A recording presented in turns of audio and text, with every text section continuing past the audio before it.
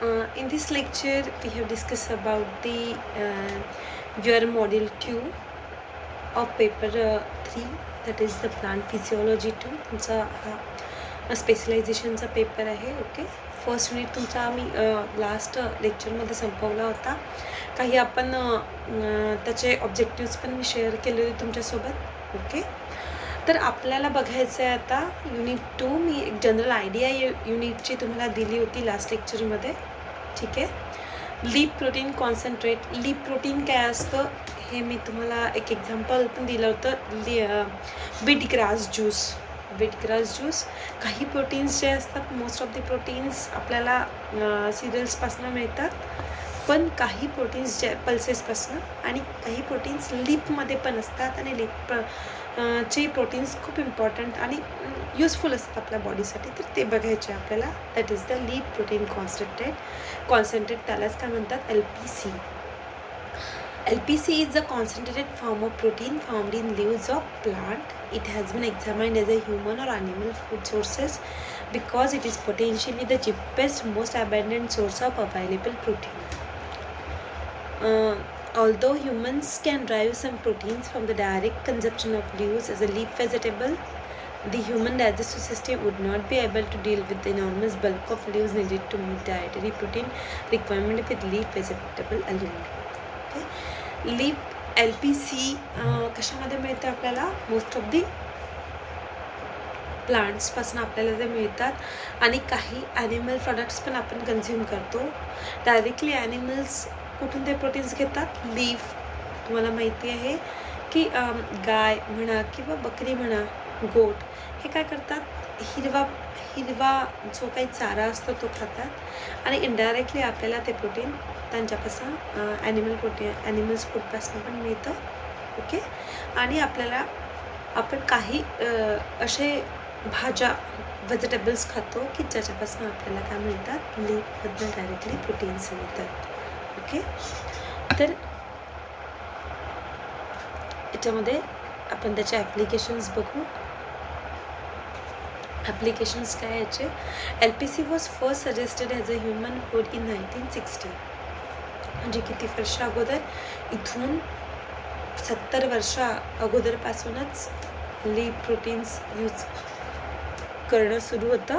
But it has not achieved much success despite early promise. Norman Perry in 1971 and 1975, the Copley Medal winner from UK, reviewed and emphasized the importance of its benefits. Okay, which brought the subject forward. The increasing reliance of feedlot-based animal rearing to satisfy human appetites for meat has increased demand of cheaper vegetable protein sources. This has recently led to renewed interest in LPC to reduce the use of human edible vegetable protein sources in animal feed. Leaf protein has had successfully trials as substitutes for soya feed for chicken and pigs. Okay, leaf protein जे असतं ते एक चांगल्या प्रकारचं protein असतं. त्याला कशाला substitute व्हायला पाहिजे, चिकन्स अँड पिग्सपासून जे काही किंवा सोया मिल्क वगैरे म्हणतो आपण, त्याच्या सबस्टिट्यूटमध्ये हे लीफ प्रोटीन तेवढ्या क्वालिटीचे न्यूट्रियंट्स या लीफ प्रोटीन्समध्ये असतात. ओके, खूप सारे लीव्स आपण जर हे केले तर आपण खूप साऱ्या लीव्सचे हे करतो. म्हणजे ग्रामीण भागात गेल्या बाजारात काही भाज्या अवेलेबल नसतात, पण आता गोळाची भाजी म्हणा, ती पण खूप कमी प्रमाणात खाल्ल्या जाते, पण त्याच्यामध्येही चांगल्या प्रकारचे प्रोटीन्स आहेत. तर यावरती पण रिसर्च थोडासा कमी झालेला आहे. लीप प्रोटीन कॉन्सन्ट्रेटवरती कमी रेफरन्सेस आपल्याला पाहायला मिळतात. रिसर्चसाठी पण हा एक चांगला आपण टॉपिक्स हे करू शकतो. ओके, नंबर ऑफ याच्या ॲप्लिकेशन्स आहे लीप प्रोटीन्सचे. त्यानंतर हे डायटरी इश्यूज बघायचे आहेत आपल्याला. Leaf protein is a good source of amino acid versus methionine being a limiting factor. The challenges that have been overcome using lucerne and cassava to high density monoculture crop include high fiber content and other anti-nutritional factors such as the phytate, cyanide and tannins. Lab beans, morning oleifera, tricolates and bush clover may also be used. Flavors of different species vary greatly. हे number of काही प्लांट्सनी दिलेलं आहे. जसं most of the याचं research जे आहे ते फॉरेनमध्ये झालेलं आहे आणि तिथे ज्या मिळणाऱ्या स्पीसीज आहेत ते त्यांनी स्टडी केल्या गेलेल्या आहेत. पण आपल्याकडे most of the fibre yielding जे प्लांट्स आहेत, जसं आपण म्हणू शकतो चवळीची भाजी, ओके, ॲमॅरॅन्थसची लीव्ह जे आहेत त्याच्यामध्ये पण आपल्याला खूप चांगल्या प्रकारचे प्रोटीन्स मिळू शकतात, ओके. आणि काही ज्या ट्रॅडिशनल भाज्या आहेत, तरोटा आहेत, तरोटापासून पण खूप चांगल्या प्रतीचे प्रोटीन्स त्या तरोट्याच्या भाजीमध्ये असतात. कॅशिया टोरा म्हणतात तरोट्याला, ओके. तर या काही गोष्टींवरती रिसर्च मागे पडतो आहे. तर MSCचे स्टुडंट आहात तुम्ही, PGचे, तर या गोष्टी लक्षात ठेवा की ज्या गोष्टीवरती रिसर्च नाही आहे त्या गोष्टीवरती जर केल्या तर खूप जास्त फायदा होईल. आपल्याकडे खूप साऱ्या भाज्या अशा आहेत की ज्या ट्रॅडिशनली खाल्ल्या जातात, ओके. जे जुने लोक होते ते यूज करतात अजूनही गावांमध्ये त्या भाज्या, पण त्या कमर्शियली अशा विकायला आलेल्या नाही आहेत, ओके. तर अशा भाज्या तुम्ही पहा, हरभऱ्याची भाजी विकायला मोस्ट ऑफ दी पाहायला मिळत नाही आपल्याला.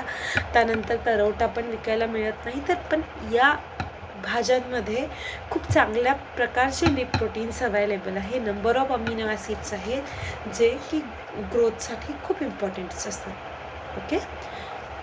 त्यानंतर मेथड्स ऑफ प्रोडक्शन कसे प्रोड्यूस केले जातात हे protein. Generally LPC is produce by pulping leaves and pressing the juice out, heating the juice to coagulate the protein and filtering the protein out and drying it. हे proteins बघा, हे protein industrial लेवलवरती पण extract केल्या गेलेलं आहे. आणि protein powder जे म्हणता तुम्ही, नंबर ऑफ प्रोटीन पावडर काही लीफपासूनही तयार केलेले आहेत आणि काही ॲनिमल प्रोडक्ट्सपासून प्रोटीन पावडर्स तयार केलेले असतात, ओके. तर हे एक छोटंसं हे होतं. रेफरन्सेस खूप कमी अवेलेबल आहे लीफ प्रोटीन कॉन्सन्ट्रेटचे.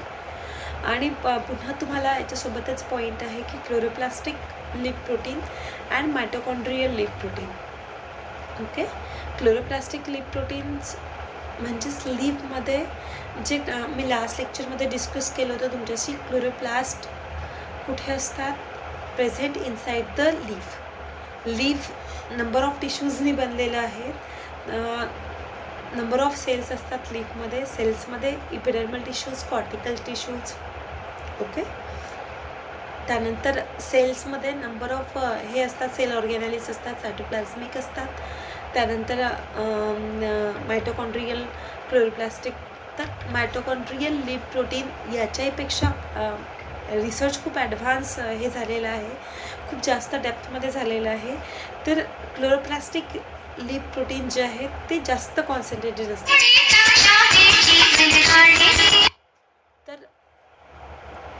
आपल्याला काय करायचं आहे की तेही जर रेफरन्स तुम्हाला मिळाला क्लोरोप्लास्टिक लीफ प्रोटीनचा, कारण आता सध्या बुक्स अवेलेबल नाही आहे माझ्याकडे, तर तुम्ही जर शोधून पाहिला तर तो पहा. मला काही ऑब्जेक्टिव्ज वगैरे त्याच्यावरती मिळाले तर मी तुमच्याशी काय करते, शेअर करते, ओके. मी इथे स्टॉप करते आता.